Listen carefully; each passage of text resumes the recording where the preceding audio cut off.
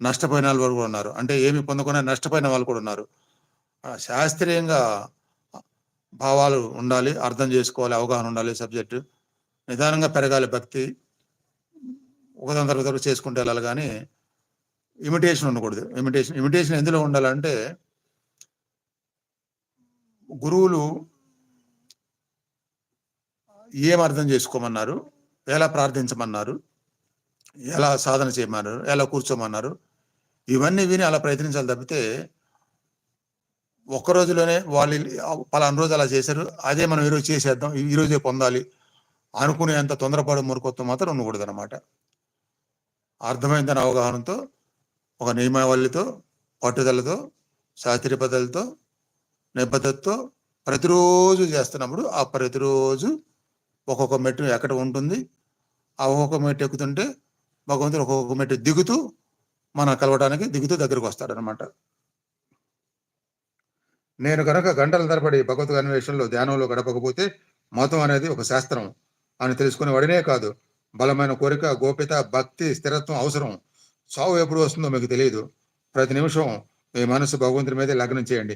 మీకు కావాల్సిన ప్రతి కోరిక, అవసరం సరిగ్గా మీలోనే ఉన్నాయి. చాలాసేపు వెతకండి, లోతుగా అన్వేషించండి. నేను గంటల తరబడి ధ్యానం చేస్తాను. ధ్యానం పూర్తి వరకు నేను ఎవరిని చూడను.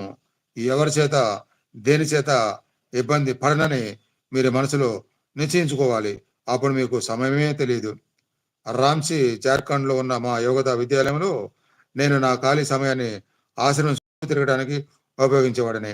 అక్కడ ఇక్కడ కొద్దిసేపు కూర్చొని చివరకు నా మనస్సు దేవుడితో మొత్తెక్కే వరకు ధ్యానం చేసేవాడిని. ఆయన కనుక్కోవడానికి ఒకే ఒక మార్గం అది. నేను మీ సమయాన్ని వృధా చేయకండి. మీరు దివ్య చైతన్యంలో ఉండగలిగినప్పుడు 4 నుంచి 6 గంటలు నిద్రే ఎక్కువ. అంటే 4 గంటలు పోయినా సరే ఆ నిద్ర ఎక్కువే. అంత అవసరం లేదు. సాధన కోసం రాత్రులు ఉపయోగించండి, నేను అలానే చేశాను అని చెప్తున్నారు యోగానంద. అదే విధానం కొన్ని సంవత్సరాల నుంచి నేను కూడా చేశాను. మీరెప్పుడు అలసటగా భావించరు, మీరెప్పుడు నిద్ర పోగొట్టుకోరు. నిద్ర నా నియంత్రణలో ఉంది.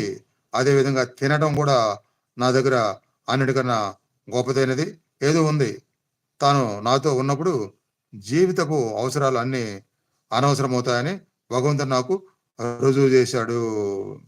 ఆ విధమైన చైతన్యంలో మీరు ఒక సగటు మానవుడి కన్నా ఎంతో ఆరోగ్యవంతులు అవుతారు.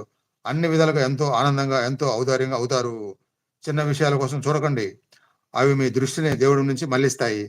ప్రయోగాన్ని ఇప్పుడే మొదలు పెట్టండి. జీవితాన్ని సరళం చేసుకోండి. రాజుల అవ్వండి, రాజులు అవ్వండి. అంటే భగవంతుడు మనతోనే ఉన్నారు అనే ఉనికి మనకి ఎప్పుడైతే మొదలైద్దో, అనుభవపూర్వకంగా మనకు రుజువైతే మనం నమ్ముతామో, అప్పటి నుంచి అప్పటి వరకు పాకులాడిన అవసరాలన్నీ ఇక మాకు అవసరం లేదు, అవే అసలు దేవుని దూరం చేస్తాయి అనే భావాలు కూడా వస్తాము. అలానే ఉండగలుగుతాము. ఆ ఉనికి మనం రుజువుగా లేని వరకు అలా ఉండలేము కాబట్టే పొందలేరు కాబట్టే దూరం అవుతున్నారు కాబట్టే జీవితం వ్యర్థం చేసుకుంటున్నారు.